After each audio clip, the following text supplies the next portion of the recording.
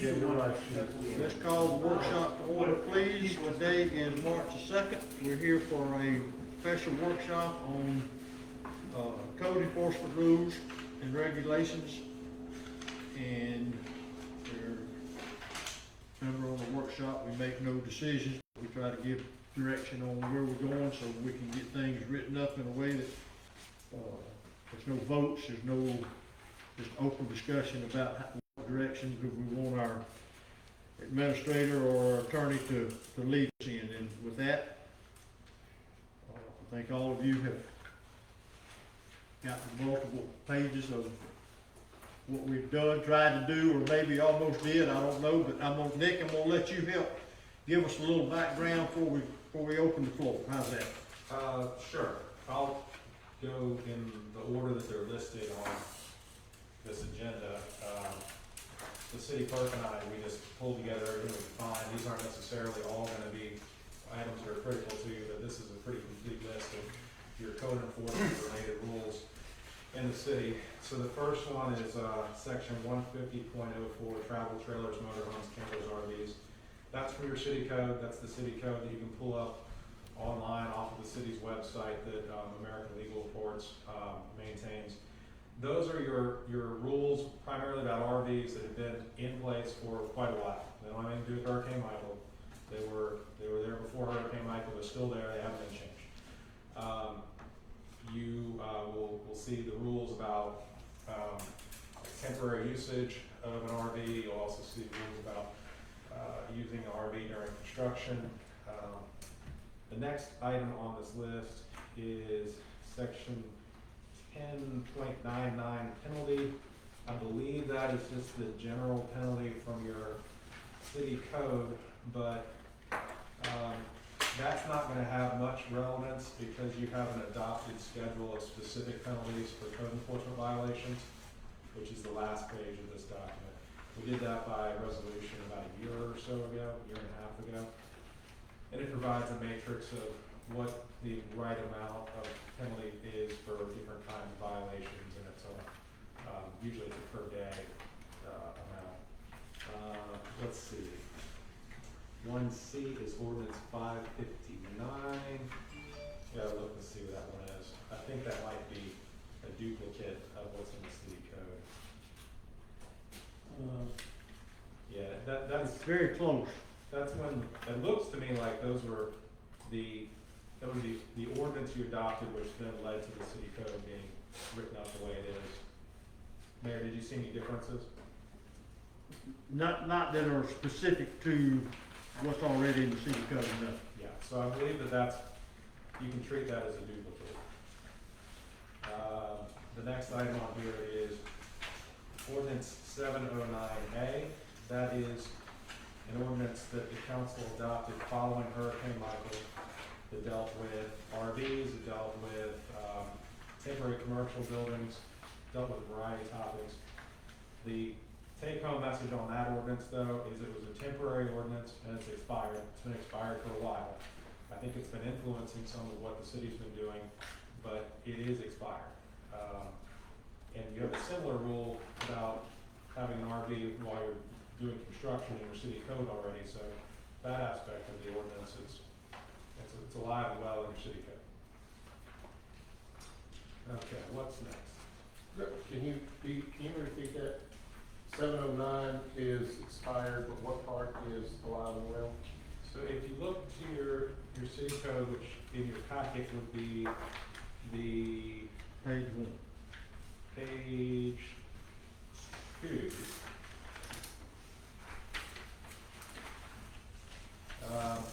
There is a rule in here that says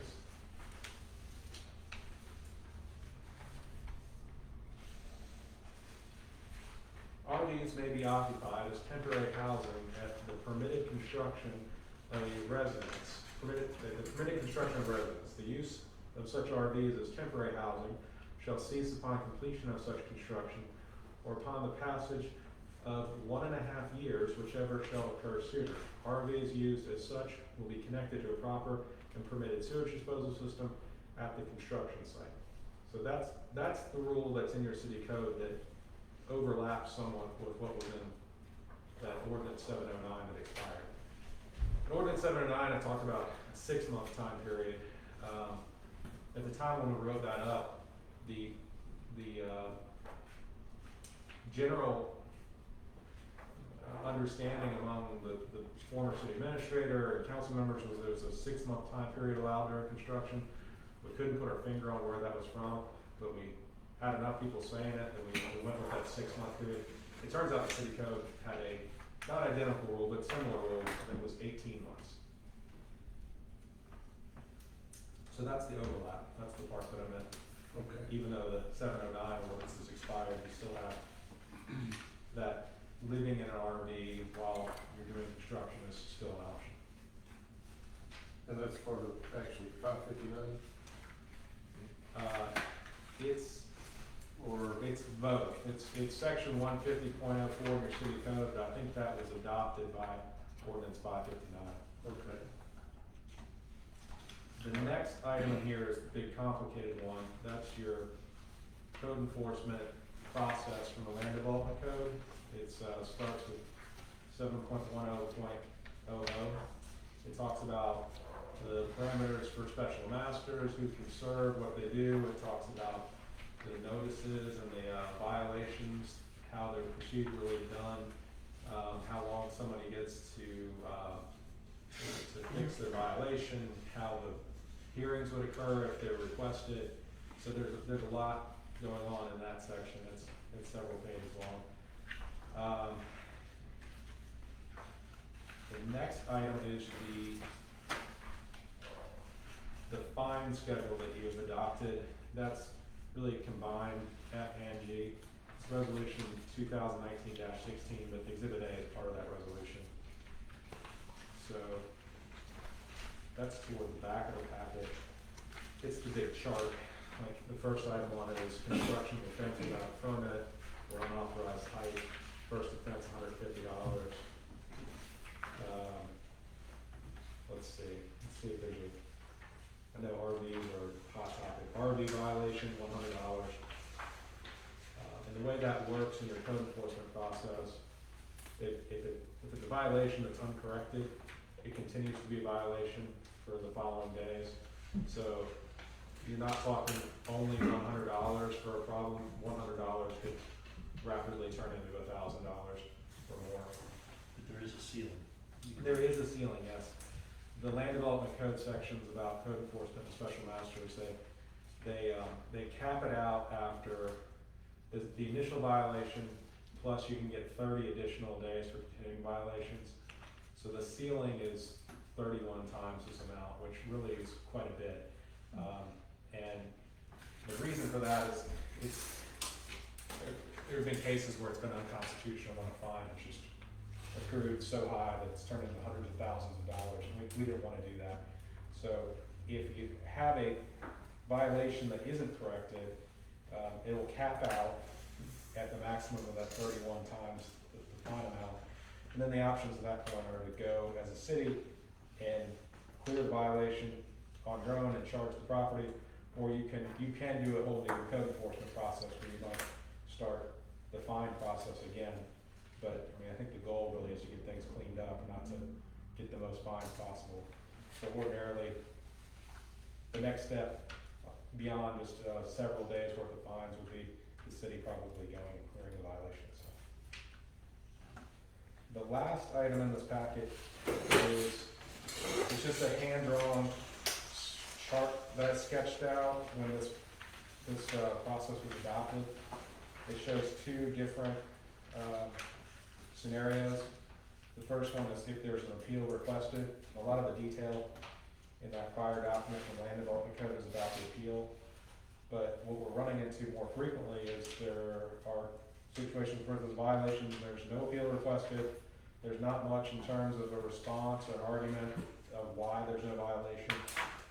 So that's the second option on this flow chart, I guess. And it just shows that normally the way that the notices of violation are to be set up, there'll be 20 days to request a hearing, and they all actually have a a 10-day grace period. If you get a notice of violation and you correct the problem within 10 days, any fines are waived. But you have 20 days to request a hearing. So in a typical scenario with no appeal requested, you've got a penalty from day one because you committed the violation. If you never contested or proved you didn't commit it. And then the continuing violation penalties would start after the time has elapsed for requesting a hearing. So if somebody doesn't request a hearing, they don't really do much, they don't really respond to the city. Their penalty on day one applies, and then 20 days later, they start getting a new penalty once a day for up to 30 days. So we actually have, I don't know the number, but we have a lot of pending code enforcement violations where there was a notice of violation issued, and as far as I know, it was done properly, the notices were sent correctly, and there hasn't really been much response, at least not a request for a hearing. So there actually are several cases where I think people have theoretically hit this 31-day times their fine situation. I don't think the city has taken the next step to lien the property I don't think the city's taken that step yet. Because what we do on these no appeal cases, even though there's not an actual hearing with the special master, we still have the special master sign the order, look through the paperwork, make sure it looks reasonable, nothing important's missing. And I don't know that we did much of that prior to removing our special master. So that's the overview. There's a lot of details in there, but I'm not sure which parts everyone's more focused on, wants to hear more about, or talk more about. All right, well, I think that's what we're going to discuss. It's an open discussion about what we want to do, so we'll just sort of leave it at that, and then if we need, if you see us trying to, we just get too far out there, bring us back in. Don't let it, try to stay focused on what we want to, Darryl, you were I'm the one that equally, caused well, this. but I mean, there was obviously consent to want to do this, Yeah. but what is the, what do you see as the focus of this workshop to try to define it? Well, I think what I would like to do is to make it clear to Kathy, our code enforcement lady, to have a really good idea so that she has something that she can look at and go by. I mean, just reading through all of this, took us 10 minutes to kind of briefly go over this. There's no wonder that this stuff has kind of been tough, because there's a lot in there. We got some that was written that doesn't apply now, some that was expired, so I just think we need to clarify, and I think we need to make sure that Kathy has a format that she can follow, because, I mean, or do you know all this, Kathy? I mean, is Know this? it all? Yeah, I mean, is this clear to you? No. It's not clear to me, so that's all I wanna do, is just to try and clarify and make it as easy as possible whenever we see a violation, to know what that violation is. The other thing too is, you know, we were just getting to the special masters stuff. I mean, that's the reason we wanted the special master, so we could have some form of enforcement. And of course now, have we made any progress with any attorney? A little. When I stepped out before the meeting, I was actually on the phone with one. I've reached out to a few. I've got one who's responded back, tentatively interested, and we're still trying to speak to a few others. So a little progress, but we're not ready yet to recommend somebody or tell you price terms or anything. And again, to clarify, we talked about in the last meeting, any cost that the city incurs from that person will be added to the fine of the person that's in violation, correct? I'd like to set it up that way. We may have to cap it just to keep it from getting unreasonable, but I'll look into that further to figure out exactly how far we can go. Yeah, I wouldn't have a problem with capping it unless you got some incredibly extenuating circumstance, you know? 'cause- It's typical, it's normal to have, some costs of the hearing included. I wanna get comfortable with what becomes a level where it's too much and maybe it's vulnerable to challenge. Okay, so I guess to finish what you asked me, now I just think that one of the things we should probably do is, I mean, let's go through here and figure out what is actually relevant and what isn't anymore. Because Right. some stuff's expired and some stuff's still in effect. Looks like we just need to do a cleanup of this whole little thing here. Instead of having all these other, you know, we got all the way through H. I'd like to see A, B, and C, you know, and we kind I of agree boil it with down, yeah. I think, and one thing, just for simplification, it was mentioned that the city code, I don't know when the city code was written, that's 150.04. But that's a good starting point, it's been around, and unless we don't want, some of the things behind that are things that got from the storm, got altered, got changed, got, you know, trying to love everybody and, but if the city code, if the 150.04, to me, is a good starting point simply because it's been part of the city land development code. I don't know that it was part of it in 1991, but I bet it was. Nick, would you guess? I mean, I don't remember us adding any of that. I remember We may have, I don't know. when Mel Smelgowski was still the city administrator, that's when we did this original compilation of the current way the code is, but I don't think that was the first time it was compiled, I think that was just a big refresh and update. I mean, we can tell right away how old that RV rule is, it was adopted in ordinance 559. So, yeah, nothing in that city code about code enforcement or RVs is especially new. No, but it defines the rules. Oh, yes. That's all I'm trying to do. Then the code part is something we can talk about of, okay, what do we wanna give them? How many times Kathy gotta go write them a letter? How many times you gotta knock on the Yeah. door? How many, you know, all that, but I think the rules are important. You went over it and explained, can you do a slow roll through it so that I can make some notes, or we can make some notes? Sure. To say, you know, explanation of A, how much of that's good, where is it included, so that, cause, you know, I was kinda hoping we were gonna be able to come in here and fix this thing pretty quick.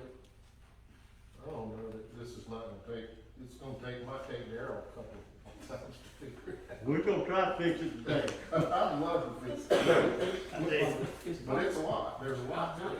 But it's a lot of it, and I'm like you said, and he said, if you go back to this 150.04, and that's this one, in my opinion, that is. But when I turn them pages, get over them other ones, it does get complicated. But this one right here, like Al Yeah, said. yeah, and well, start it's just the right there. basics. That's the basic, that right there, if we could go through it, and say yes, no, yes, well, let's add this, let's do this, in my opinion, that, and I'm sure ain't taking away from that, because I'm glad we doing this. But I think this right here, there's 2 or 3 things on this that I'd like to add or take away some. Okay, So big picture. The okay. city has really 4 kinds of ways that it organizes its rules. You've got a standalone ordinance that never gets codified somewhere else, it's just an ordinance. They tend to go in city code or land development code, but they don't always. You've got the city code, and that's what 150.04 is. That's generally focused on conduct, it's focused on things like utilities. You've also got a land development code that's usually focused on how the property is used. You happen to have your detailed code enforcement process in your land development code. That's just how folks before us prefer to do it, that's where it lives. It's a little confusing because you got land development code hearings about an issue that popped up in your city code. It's 2 different documents. but the process is really in the land development code. And then finally, you've got, resolutions on some issues. Some issues don't require an ordinance, and your resolutions don't tend to go into the land development code or the city code. That's why you've got more than one place to look. As far as this list, what you could ignore today, well, you can ignore ordinance 559 because it's a duplicate of that first item on the list. Okay, so this is a duplicate. So that's the ordinance that got adopted, so the language should be in the city code. We probably shouldn't have included both, but it just was a more comprehensive list. So that one, you don't really need to worry about tonight. Okay, The other one that you may or may not wanna worry about is ordinance 709A. Again, that's the one that's expired.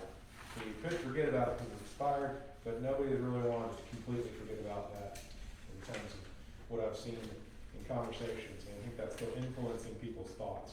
But Okay. that one's expired. and how is it influencing people's thoughts? Because what? Maybe it's just confusion. People might not realize it's expired. I Okay. just hear it talked about a lot. So. Yeah, okay, so it is expired, so essentially, it's non-usable, Correct. okay, so then we're back to 150 again. All right, Well, keep going. 709 is not expired for food trucks. Let's look. What happened to original Excuse me, 709? get public comment real quick. Anytime, anybody, This is portion seven. yeah, we don't have to. Sort of workshop, sort of crap sheet, if anybody. I'm trying to find a way to give us value to our meeting in terms of, and help me now, Nick, but if there's disagreements with 15004, is that a good place to start, to say, okay, we just go read through them and say, because it pretty well outlines what, I think that's a good place to start. I think Good. trying to dive into the details of your code enforcement yeah, process I don't have a lot is of value in challenging, it. and that process should work fine. It just hasn't. It's worked Not a lot. before, is all I'm saying, the code, the special master process has worked. And that was a process that the city's had for several years, and then it was updated in 2019, just to ensure that there weren't any internal inconsistencies or problems with enforcement. But that process, it's complicated because it kind of needs to be. It's many forms. But I would be hesitant to make large changes to that right now, but the substantive rules, what's a violation, what's not a violation, Yeah, that's definitely fair game, and people have different opinions and different understandings of that. well, let's just start, Right. let's start. Hardest part of getting through is start. So let's just run through them and let's just see what kind of comments we get. On A, no, I'll just sort of lead it and then just say, it's pretty easy to say that's what, define occupying and what a recreational vehicle is. Is there anything about that, that we don't like, want to talk about? Sleeping overnight in or parking a recreational vehicle defined herein is any location, it's just defining Food trucks. what occupy means. Kathy, are you familiar with 150.04? Yes, sir. Okay. Let me ask you, are there any things in here from your day-to-day work that cause you a problem? Well, yes. All right, well then maybe we ought to hear from you. Well, some of the phone calls, I get 3, 4, 5 phone calls a day about RVs. I just got off the phone a few minutes ago. They say, can I bring my RV down for 3 or 4 days and work on my lot? Or can I bring my RV in, I'm buying a lot on this street, can I bring my RV in, I won't live in it till I get a permit, and then I'll be down in it. And it's just crazy things like that, personally, I think they shouldn't even be an RV on the lot until there is an active building permit. And Doesn't it say that somewhere in here? Yeah, keep in mind, this also says you can bring an RV and have it and use it for 14 days. Yeah. Yeah, That's the opening Okay. volley. that's the problem. It should be, as far as using it should be at your residence, Yes. is what I'm looking at. It should be- It shouldn't be somebody come down and said, okay, I'm leaving my RV on this lot, I'm just staying 2 days today. 2 weeks from now, I'll stay 2 more days. Like, yeah, it should be at your residence, it should be at storage, you store it or use it 14 days out of the year.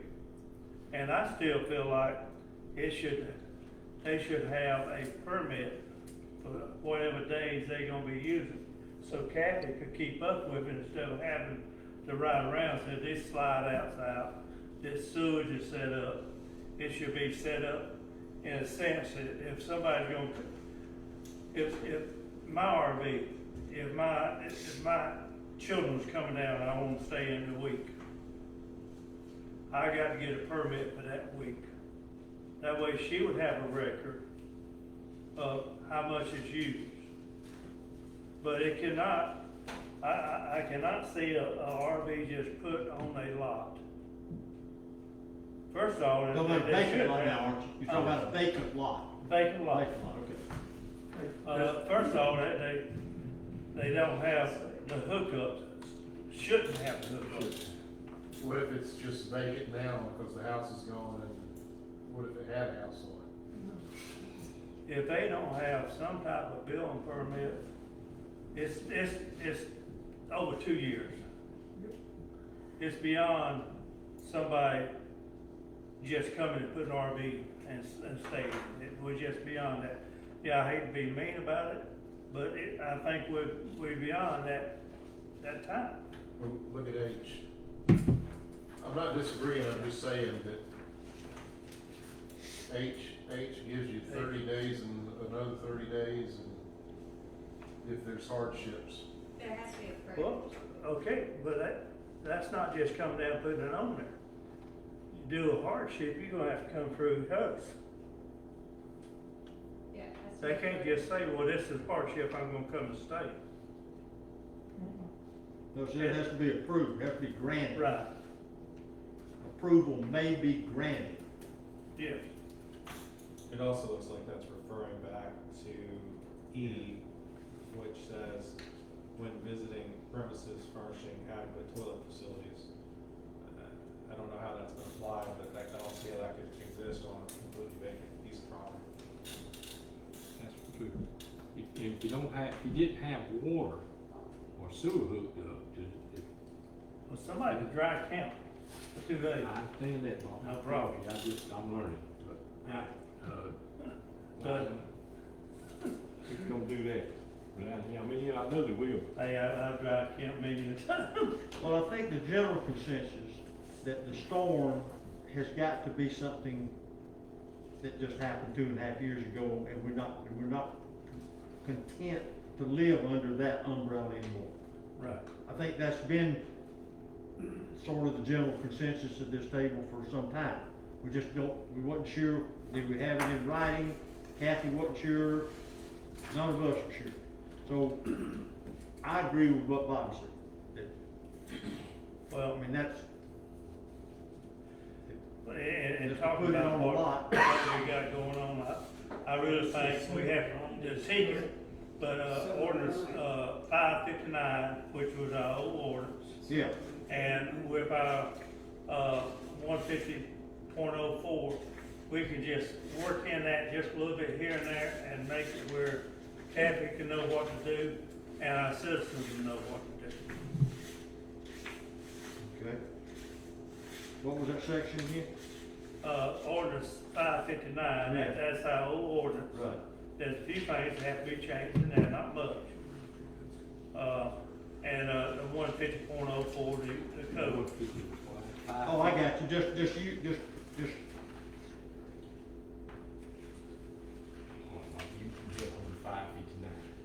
Well, see, it's almost the same.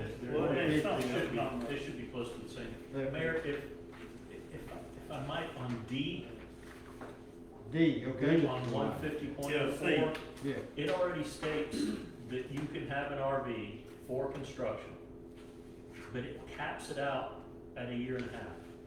Yes. Yes, it does. So if Kathy issues a permit based on the fact that they pulled a building permit, that starts your calendar. And again, that says a year and a half for completion of the home. That's, Whichever comes first. whichever comes first. So that should cover all of our construction. And that should also cover all of our, lack of a better term, lackadaisical builders that are pulling a permit so that they can stay on the property and then just pull a foundation permit and 60 days later pull the other part of the foundation permit.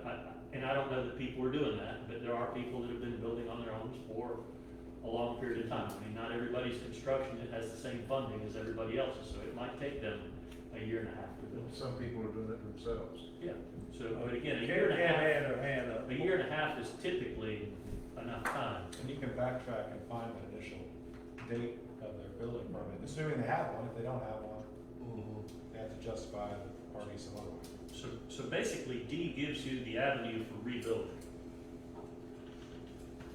Well, I believe according to the building department that we're still under the state of emergency and that the building permits do not have an expiration date. This isn't about an expiration date of the building permit, it's about, If they One have and an a half active building years. permit and don't start building, they can wait 10 years before they Now, start. this is whichever is sooner. The permit or a year and a half. That's what this reads, is a year They and a can half have a is- building permit, Kathy, and not need an RV. My point is, to me, the only correlation for me that we're putting those two together is how long we're gonna allow the RV. But many people have building permits that don't have RVs. Sure.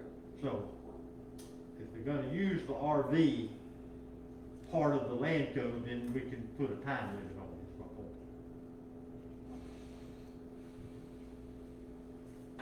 point. Okay. Well, are we satisfied that D does what we are comfortable with? Yeah, come on. Let me ask you a question. Okay, Rock Creek, 422 Colorado. 5 years ago, I bought my property here. I came up to the city and asked them about bringing an RV here. I got showed code 709, your ordinance 709. 709 strictly said, once your house is under construction, you can have an RV here for 6 months, 6 months max. I stayed at Tyndall Air Force Base for 6 months, waiting to bring my RV up here. Your ordinance on 559 lists that year and a half. That was signed in 2008. This is now 2021. After the hurricane, I went to all your meetings, we sat here and discussed the RVs. That all came up to, and believe me, everybody wanted to do it. Actually, nobody sitting at the table besides the mayor was the only one on the city council at the time, right after the hurricane. So I know all this got discussed. And your house got wiped out, you bring an RV in here, get your building permit and live in it, because this is where your home was, you had nowhere to live. So you amended 709 and made it 709A. Why beat this thing to death? Why not just go back to 709? 709 was your last ordinance, it was written somewhere after 2012, I think.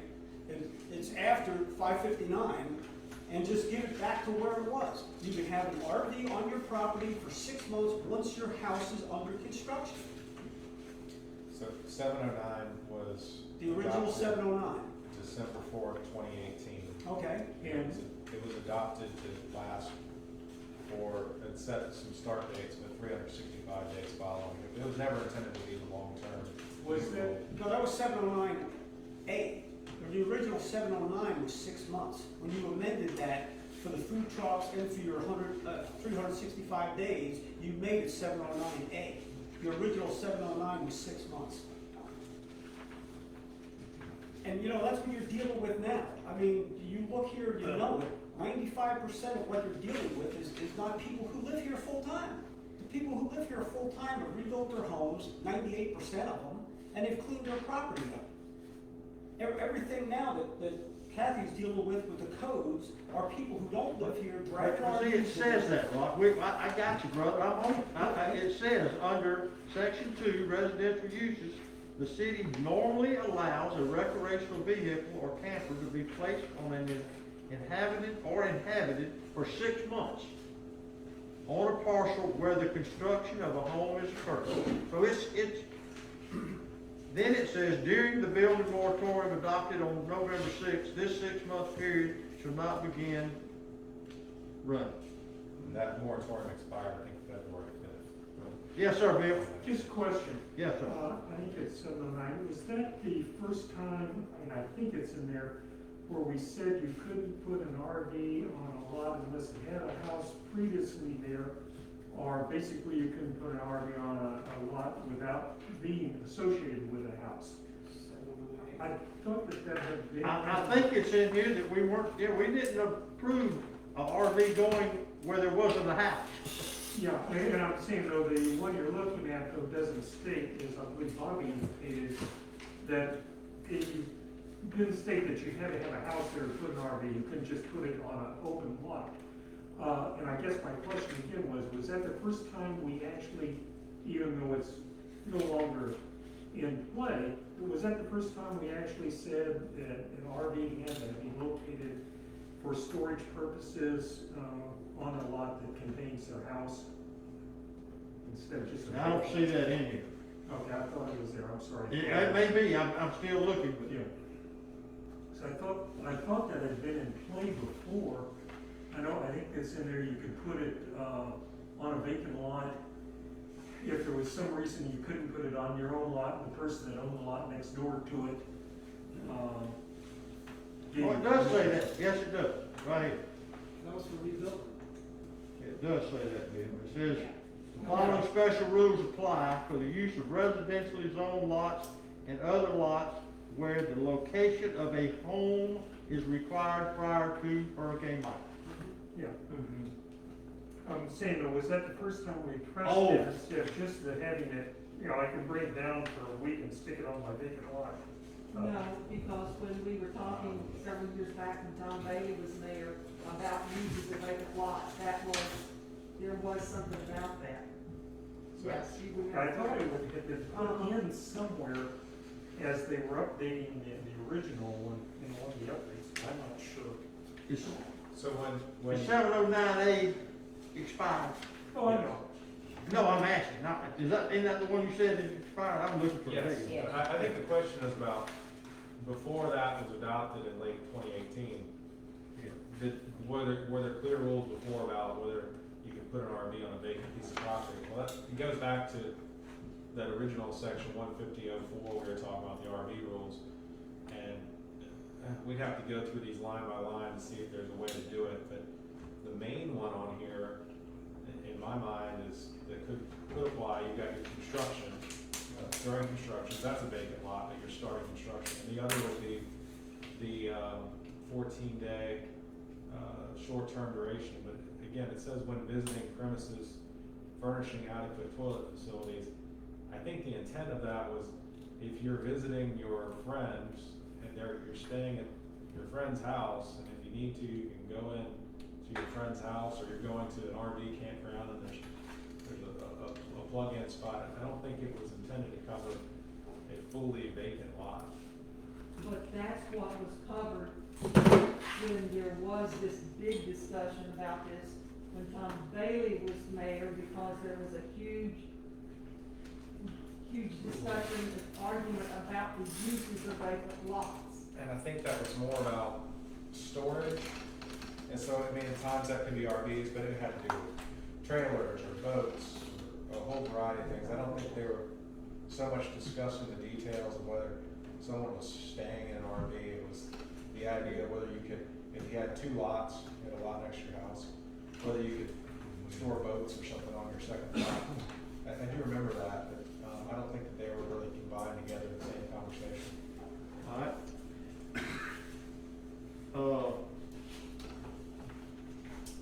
This is gonna be a hard thing to moderate. I'm sure I can do, there won't you moderate this workshop. Gee, thanks, and then I always wanted to moderate, but I didn't tell you you're thinking you would throw me to the wolves. Well, I don't mean to. I don't know, yeah, go ahead, Gal, I see your hand up. It's not an easy thing this is not an easy thing to So, figure out. so my question is on E. So it said the one about the 14 days per calendar year, and I'm gonna piggyback off of what Mr. Bobby said a while ago. So say his family comes for a week in March, and he comes down here and pulls a permit. So is it gonna just be issued for that week? And then say in June, during snapper season, they want to use their remaining 7 days.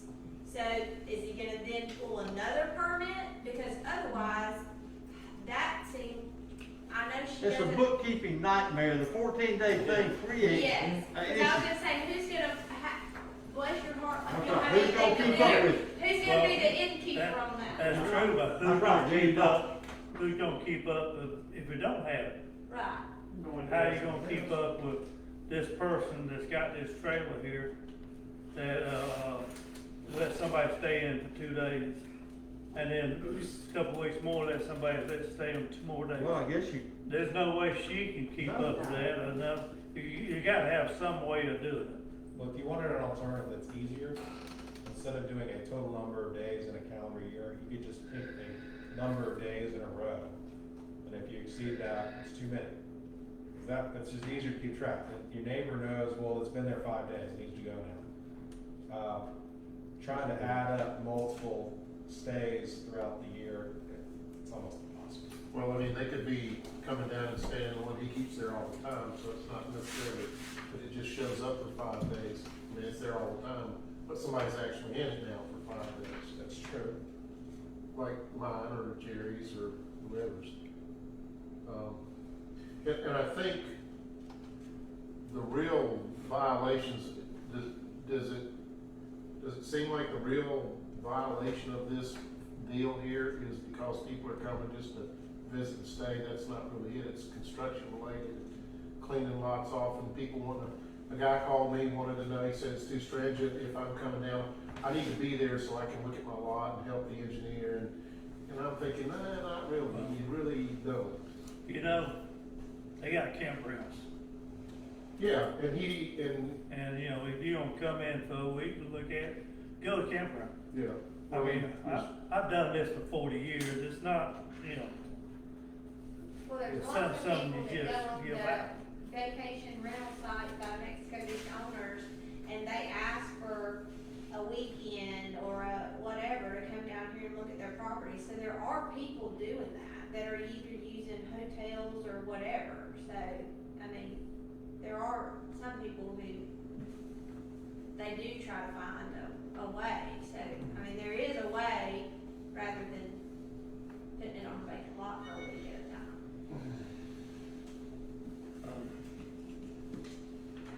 Perhaps we should, would it make it easier now that we try to do this the other way,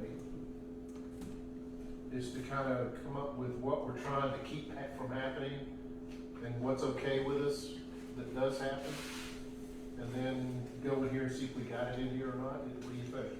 That sound like an idea? I mean, because I'm what we're trying to do, open to anything it'll make this, well, no, I mean, it'll make it work. here's what I agree with. I agree that Kathy has gotta have a valid set of rules. Yeah, exactly, for sure. And if we can't just, I mean, it really seems like in this wording that we've got what we want, we just maybe, we're trying to, that 14-day thing is, we gotta get away from that, because we can't enforce it, and it's always gonna be all these exceptions. And then, so I'm just simplifying what it is that people can do with their campers. That's all. And having said that, how we do that is up to us, or either somebody, we need a team leader, we need somebody that says, Bobby said it earlier, I like what he said. You don't have a house, you don't have a camper. And Don't that seem pretty, I mean, is that just making it too simple, or am I? That's why I ain't said that, I mean, I know. we beat the dead horse to death, and it's. I so you gotta have a house, you gotta have a Nobody- house Nobody wants to say it. to have a camper, You don't right? have a house, you don't have a camper. Alright, then if you do have a camper at your house, what can you do with it? Can you live in it? No, Okay, can't live in it, you just store it there. that's all. Okay, well, does that make sense? I mean, let's get it down to, It's basically what we had to start with. I know, but we. So, but you can store it there, but you can't live in it? Not at all. Even if there was Not a like house. guests coming for 3 days, not at all. That's easy, that works, it's easy. Yeah, but it's simple, and if there was never a house on a lot, you're not allowed to have a camper. Unless you have a house under construction. Oh, yeah, Which is but I'm talking about, we're trying to solve some of the issues that I've heard Kathy, you know, there's, so, for example, the guy that bought our lot over here on, he should never have been allowed to put a camper, there was never a house, it was a vacant lot. I'm just using that as an example. That should never happen. Right, but my point is, there's others, we've heard Rob talk about how many, there's people around that have vacant lots. And if they don't have a building permit, they can't bring a camper down here and say, well, I'm working on it, or like I think Darryl said, we're gonna meet with the engineer, we're gonna do, it has to have a valid permit. Is that, I agree Nick, with I'm just sort of throwing things out, just, What we basically started thinking about this before, your house got torn up down. You don't have a place to stay, you have a camp on there to get your house built. That was our idea before. all right, now she mentioned, another example, she mentioned at the last meeting, there was a homesteaded lot, which meant there was a house there. And they feel like they're entitled to live on that with a camper, even though they don't have a building permit. Isn't it right, Kathy? Yes. Okay. What happens there? That went away with 709 because that had a duration. It shouldn't be there. It shouldn't be I there agree. anymore. I It agree, should not shouldn't be there there. anymore. The fact that they had a home 2.5 years later, they still don't have a home or working to get a home, I don't think they're entitled to put a camper. Right.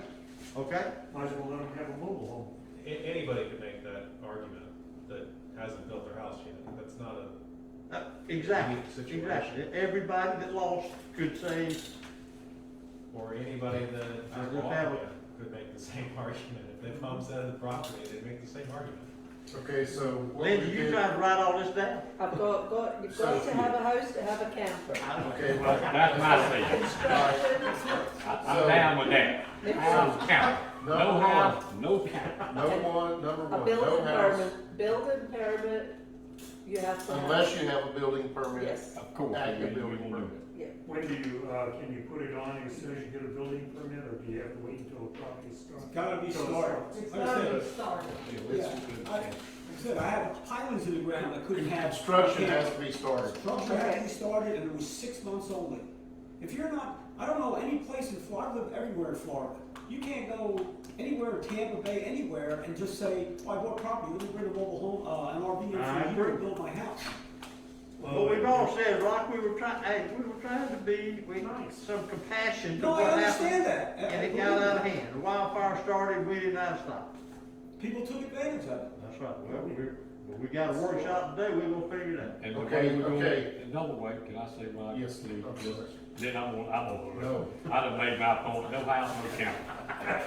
And I think the best, my way, but Kathy could probably, she should be talking anyway. In my opinion, the best way to do it is just, if they got a camper there, and not having a building permit, and they just homesteaded or whatever reason, then the way I think is to pursue it is to cities to cut the water off. It might be hard, it might be harsh, but we got. Well, I mean, it's an enforcement that we can enforce, we We can't got to make them stop. give us money if they don't want, they're not gonna pay And us. you know, you look at it two different ways, we losing $113 now, and that's what they're gonna throw in my face. I'll pay you $113, come down here once every 6 months. Now, would that be legal to do? We can do it different, cases are gonna be different depending on what's going on. If somebody's living there, there's a constitutional principle, you have to give them a notice and a chance to appeal the reasoning. But in a lot of cases, what we have are, properties where there's already been a code enforcement violation issued. The person didn't challenge or appeal it, which means they've admitted the violation. So in those cases, especially if nobody's living there, if it's just an RV that's there that somebody comes and uses occasionally, we can get to the finish line faster on those. I'd say we give them one more notice, tell them we're gonna turn the water off. Okay. There you go. That's it. That's good. Okay, Sounds good to me. All right, Monkey Ranch, I can see that. Let me tell you something now. wait now. Cut the water off. They got neighbors, they run a water hose over to the neighbor's place. And Bob, we ain't running it. I know, but you gonna run It's like into it. having security cameras in the building. If a thief's gonna get you, he's gonna get you. He's It don't gonna matter be what on you it. do. And I see that, I see that. So, and that's for a year and a half, That's a different topic. That's a different topic. but it says in the other one, so we gotta clarify, that's what I'm saying, so. We sort of start over. Okay. Brand In new. 150, it says you can do it for a year and a half. That's That's strictly only based on under construction. That's construction. That construction. That's But that's only what tied we- to construction. Okay, but that, all right, so no house, no camper, unless you have a building permit and construction has started. So they got, their construction started, so they get a year and a half. Now, Or construction is complete, whichever is sooner. Right. how That's long right. does a building permit last before they have to start construction? They have to, they can file for an extension after 6 months. But it It's a says you 6-month have to permit. start construction. Before though. you get that. So you can It's get a your, 6-month if you permit. go get a permit today, Should clarify that. and the guy don't start on your house for 6 months, Yeah, then you start when the construction starts, not when you get the permit. Right. Help me there, I said that right, didn't I? I know what I'm in favor of. I think that's what needs, I mean, you know, we just call it. All right, Kathy, oh, Bill, I'm sorry. Just a curious question. You've talked about cutting water off in situations like this. Do we have, if they have electric running, do we have a way of, Nope. thank you? I got it. That was answered quickly. Appreciate it. I got one. Kathy, well, I'd like to have your, wait a minute, Bobby, let me get, now I'm close, this time I'm gonna push. What you think? I know it. What you think, Kathy? So far, I'm liking what you're saying, that it must be, you must have already started construction before an RV can come. You can't just buy a lot, bring an RV in and say, oh, I'll get my building permit in a month or two from now. And the rest of this stuff on 150 on the code, you agree with, I mean, does some of that wording in there might need to be changed, or is that, can you uphold this with the Well, code? wording Or- a little. I know, there's a couple of things, and I think we need a few words changed or something, but you gonna be the one that, you know, in meetings, when I ask you, Kathy, They're gonna ask me for the ordinance to prove that, you know, what I'm telling them is true. I've already had them ask me for it. A lot of what you want is implied, but we can make it crystal clear. That's what we need to do, and I like what you said about getting rid of the 14-day thing and doing I mean, the 14-day thing is, she can't do that. No, not like. I like the time frame. I forget how you said it, but I mean, that made sense to me. Get rid of the 14 days and they get a permit for a specified period of time, is that right? That way the neighbor, you said the neighbor didn't, Keep track of it. yeah, everybody knows. And you could do this short-term occupation more than once, because it's not a cumulative thing through the year, but it would be easier to keep track of. What do y'all think about the 14-day thing? Do you want to give a time frame? I mean, do you want to allow, sort of, if you would, make it legal, or do we just say, Never. just don't have it? How do we time it again? How do we work it on a time versus giving 14 days? Well, we can create anything you want, but just as an example, and I don't know if this is something you have to get an approval from the city for or not, that's been discussed, but that's not currently something you have. Let's say it's a 5-day duration, that someone could occupy an RV for 5 days, and beyond 5 days, it's a violation.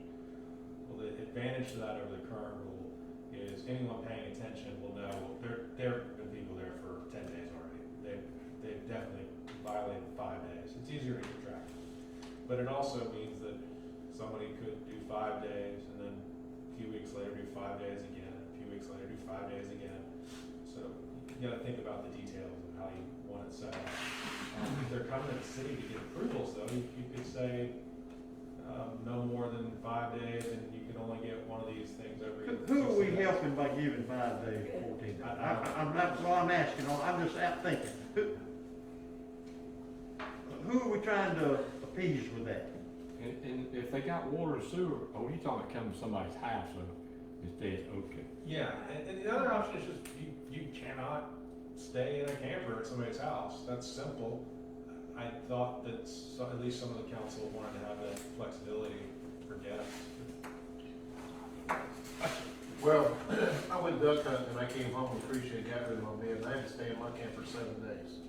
She got rid of your bed. She got rid of my What'd bed. you do? That's Well, she didn't Damn have- Should have let you back in the door. All I'm trying to say is, I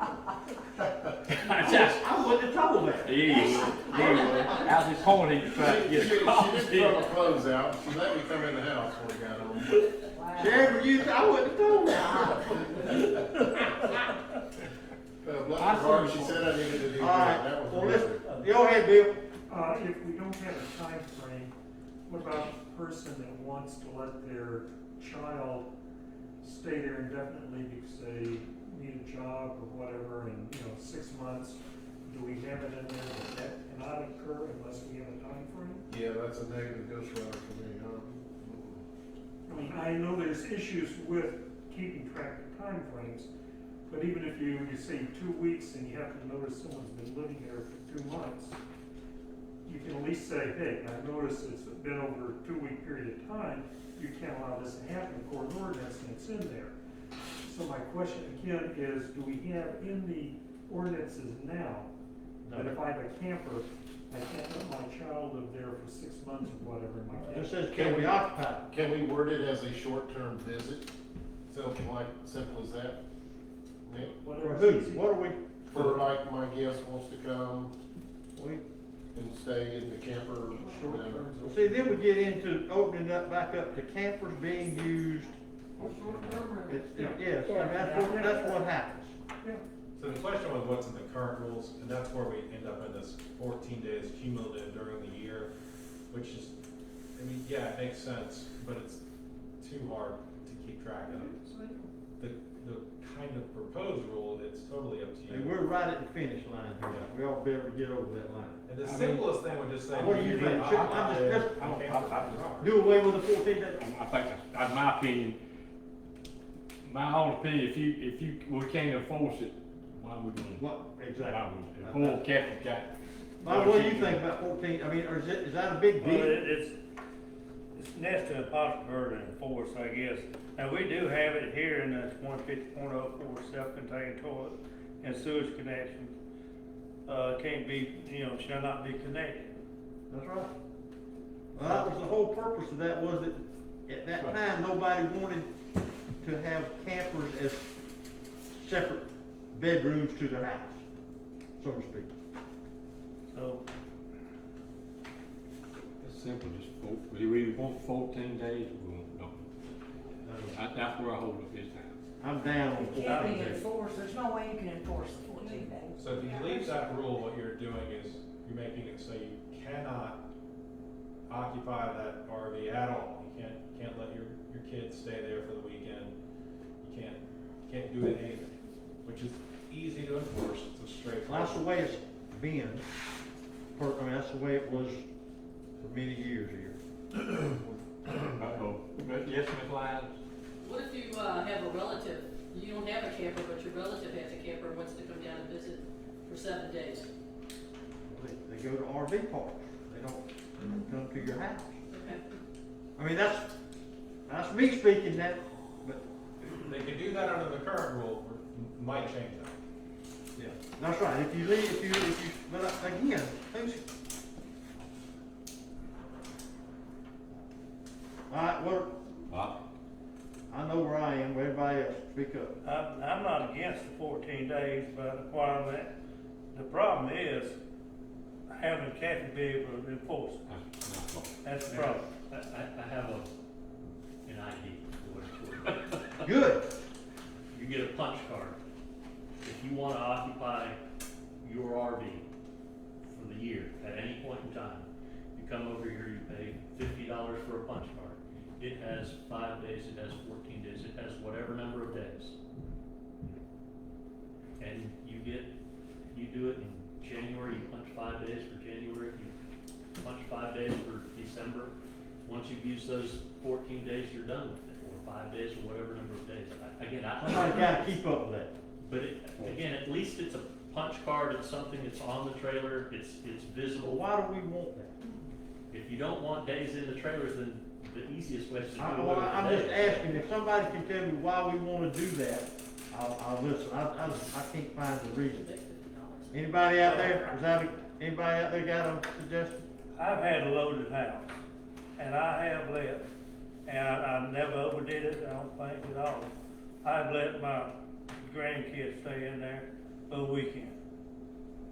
So I can see the benefits of it, but at the same time, if we can't get some type of easy that way to regulate it, then I. There is no, if you got a way, that's why I said, Darryl, I'm just gonna take All right. But seriously, how many of the people like you and like me and like him that actually have a camper at this table, we're not violating that.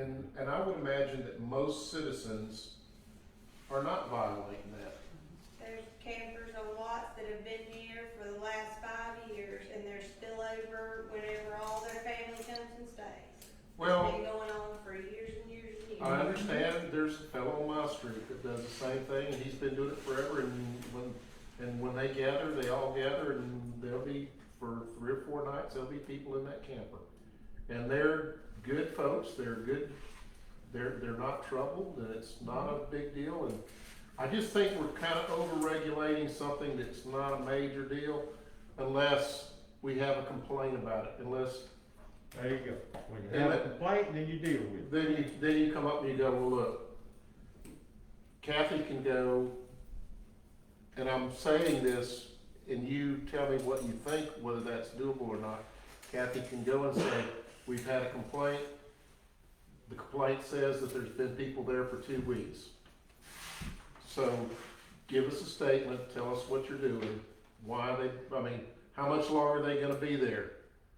Is that something that would work for you, Kathy? Do you I think? don't know, we should say how much longer they're gonna be there, we could just say they need to be gone by X amount of days, All right. 2 days or 3 days. So on the code, it says 14 days and you've had your 14 days, so you need to have your folks move on.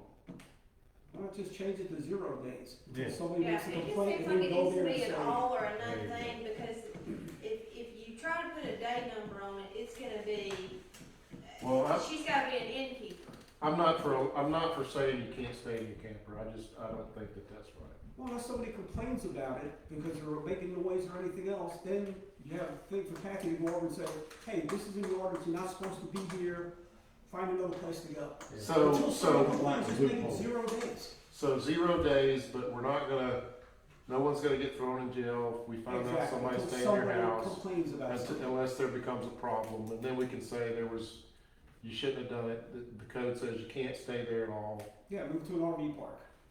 That's it. Just Well, make if it you have a 0 fine days. for it, then it's with 0 days and you're not supposed to be there, we have a fine for it, it goes every day after you notify them, that should be an indication that you know.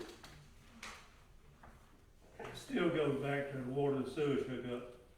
We gotta be able to, that's the way you're gonna be able to tell, that if somebody's gotta have it unhooked, if they're gonna have to store it. That's right. That's exactly right. Now, again, I can see nothing wrong with electrical during the climate control or whatever, but, you're not gonna stay in too long if you don't have water and sewage. You can dry camp for a weekend. And that's already in this. That's in there too, that's what it is. Nick, if somebody said, could you write that up, what would you say? What would you write? What would you write? If we We did, would delete E, the 14-day section, and then the section about, staying in it during construction, we would make it completely clear that you have to have started construction, not just gotten a permit. But you want the 18 days to run from the date that they received their permit, right? So if they don't start 18 building months. soon, 18 months. In other words, if they don't start building quickly, they might actually get less than 18 months in an RV, but that's because they is didn't that, start building quickly. is that what we said? Absolutely. I think that's exactly what we said. Yeah. That's all Yeah, they're yeah, doable. if they get a permit and lag around for a year before they start, well then, that's, But I thought they couldn't bring it on. They can't bring unless it. there was They construction. can't bring it till it's. they can't bring it till they start. But my point is, if they say, well, after, let's say they start the builder, you know, something happened, they can't get to it in time, or they don't get extensions, that's when the clock starts. If they get a building permit and they still haven't started building a year later, which I don't know if that's realistic, but if they haven't, they'd only be left, Some of these folks may think that, yeah, they'd only be left with 6 months to actually use the RV because they took so long to get started. yeah, that's, yeah. Well, you can't have, water or electrical hookup until it starts, can you? You can get temporary power, yeah, and a Not, construction not meter. just on it, yeah, on a construction site, but not just have a permit and they don't do work for 6 months. You can't just have power already on there. It has to have construction started on it. You have to get, an electrician has to go and Yeah. do a permit, Temporary. put a temporary pole in at your construction I know site. I've had to do it. Yeah, Yeah, so. they could sit so- there, yeah, they could sit there 6, 8 months. Yeah, I mean, it doesn't mean that they have to start, but you could actually literally have that on there. But if the construction has not started, that's the way we worded it. If construction hasn't started, you can't put a camper, so it doesn't matter if they got electric already there or water, That's right, can't. a meter there, it doesn't matter. Because that's kind of the foolproof part of that, no house, no camper, unless you have a building permit and the construction has started. You need to say, and the construction has started. I did, and construction Nick, started. is that, Not are we or. good? Yeah, We right, good with right, that? yeah, exactly. Are we all comfortable, are we going no date, we're gonna do away with that, 14-day thing? Oh, yeah. And then if we have Oh, complaints, we're- complaints come to Kathy, she goes out and says, 14 days. you're not even supposed to be in that, so Exactly. move on. That makes sense. Would that make it easier for you? It does. Okay. Kathy, I was trying, is that an affirmative back there? Okay, Yeah. I couldn't see your head there, all right. Now, our enforcement for that is cutting the water off, but if they're living there and somebody's, of course, this is not for somebody storing, just having a camper at their house. So the cutting the water off scenario works best if it's just a vacant lot with a camper on it. Right. If somebody's living Living there, there, it's we gotta all look different. closely at that. Yeah, yeah, You that's- notice. Can't do that. Our normal. Well, if they're enforcement is living there, they fine. don't need a construction permit, first of all, unless they're remodeling. Our normal enforcement though would just be to find somebody, require the camper be moved. Okay. What about out there, the 1, 2, 5 of you, any other comment? Is a year and a half too long? No, if you talk to these contractors now and builders, I think I talked to, Lance with Southeast, and he told me, really and truly, he told me, the time you get started, now not building, but the time you get started, it takes about 2 years now. To get a builder, because they so far behind, we don't have a place for builders today, and they haven't. I don't think that's too long at all. I think, I understand what you're saying, but just talk about. Remember now, it says, or completed. So, Yeah. it's, So if the house is complete, Yeah. after, once they get the CO, Yeah, they gotta come out of that camper.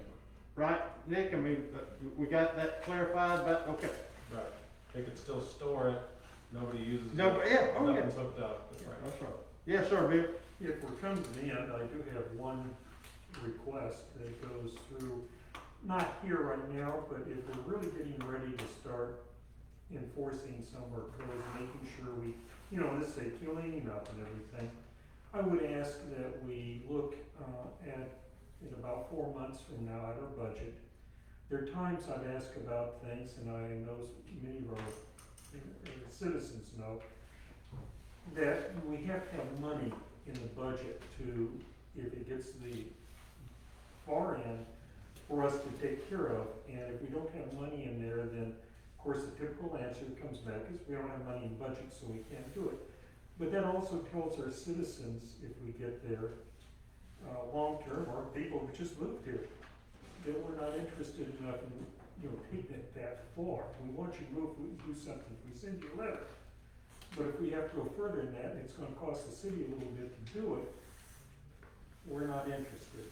And we haven't put any in the past, and I'm not knocking anyone or anything, I think it's time we put some in there, that if we need the money to continue with whatever the process is that we're working on, that we have it there. That's the only request. Good point. All right, Nick, you have questions, or Mario, do you, in terms of writing or condensing or putting, or do we need? Everything you said makes sense, and I think it'll help enforcement too. See there? Good Yeah. job. You've Yeah. already right through that. That's what. Kathy's got her hand up. Oh, What else? What else you got, I got Kathy? a question for you. Some of these people I've been fining, and they may have paid like one time, but it's still, it's accumulating. Is there any way we can force them to pay that, like not issue a building permit until they satisfy their fines that were already issued to them regarding the RVs? We do have a rule on the books to that effect. I think it's in this packet. And we send it on to the city. And most of them have a camper on an empty lot, Kathy, when I build, see, we're gonna stop that. See, I'm gonna tell you, and I know Nick probably, I don't know if I should even say this, but I really think it's a fact that we're in control more than we realize with the water and sewer department. We don't have to issue water and sewer.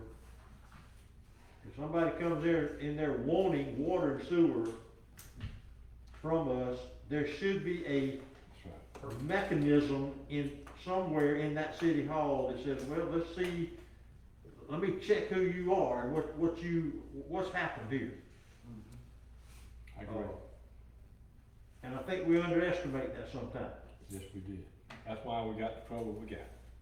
Because we hooked up the water and sewer to these people that wasn't planning on it. So I don't know, Nick, if, or Mario, how you, I'm just saying, to me, that would be the time to say, well, look here, we see you've been in a camper, or you didn't pay your last bill, I don't know what our database allows. You should not have water service if you do not have a building permit or a house. That's simple. Or if Should you be have, that if you, what if you, like Kathy's talking about, you got these fines against you? You didn't pay, what if they're an old customer and didn't pay? I don't know what access we have to all that, I don't know. I located the rule, it's in the land development code excerpt you have. It's at the end of 7.10.07, which is page 18 in your packet. It says, notwithstanding, this is all the code enforcement fine section about special masters.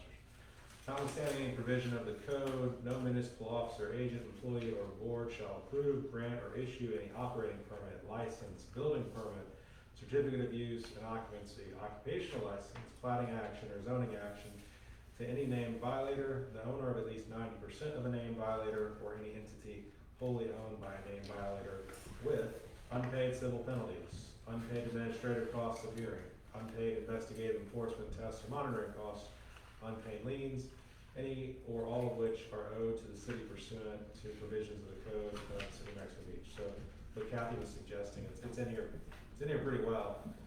Maybe can we put that on like what Good we're job. writing up now so it's all together? I mean, not that whole sentence, that was a little lengthy, but Can it be put on the, how we do fines? In other words, when you fine me, give me a letter saying I've got a fine, and just point blank say you can't get water or sewer until these fines are paid if you're under construction or whatever. Yeah, it's currently in the section that's about administrative fines, cost repairs and fees, but it would be, Well, somebody in that office has gotta have access to that. That's my point. I mean, it's in, We but I don't do, think Sherry or Mario or Al or somebody who walks in there is gonna say, well, okay, I mean, we wouldn't know where to look. How do you, We have a spreadsheet that we run for any citations. I used to do it when I worked up in. we do? Yeah, any citations that we've sent out, we have a spreadsheet. All right, how do they get to you? How do you? Well, code enforcement used to give us the Okay. citations, All right. and we would put them on spreadsheet. And I think Sherry still does that, you still give Sherry the I citation. haven't given the one for the RVs because one copy goes to them, the other copy goes to my sheet in their file. Maybe just make a copy, what you have, and then we'll put it on spreadsheet, and that way we can backtrack. we can also add a citation that. And we could- claim tracking, so everybody's aware of it and is paying attention to it and it becomes common knowledge. Yeah, it's just a matter of getting used to doing it. And we could add that to our no house, no camper rule. I mean, here, and this is how we make It's it like a comply. slogan. We can, I would rather cross reference to it. I know. We can type up for Kathy, A, B, C, and a list, and then Sure. reference this in the codes. Okay, I have one more thing, Yes, sir. please. I know a fellow that's been in his camper, we've got a lot of junk in the yard, and been there since the storm, and so now we're gonna go and tell him, we're about to cut your water off, right? Not Go necessarily. through Nick as a him. The easy cases are the ones where nobody is living there permanently. Okay, If somebody's living there, they've got to do a real notice, a real opportunity for a hearing where he'll try to explain why he's supposed to be living there. I think we should probably track the notice time period for non-payment of bills, which is a little complicated, it's roughly a month. It's not a quick thing, because you don't wanna surprise somebody and cut their water off with you guys. so within a month's time, we ought to have them where we can say, you gotta go, we're fixing to cut it off. Roughly, right now, roughly speaking. Roughly. I think that's plenty, personally. I think if there's one I'm thinking of, he's got a sign up there that says. Yes, it is. And, so it goes along with, he might have had a building permit, but that's been a year and a half ago. I doubt he's got a permit. I think he's got a sign. You just got a sign. Did They that person expire. receive a citation, just a regular code enforcement citation already?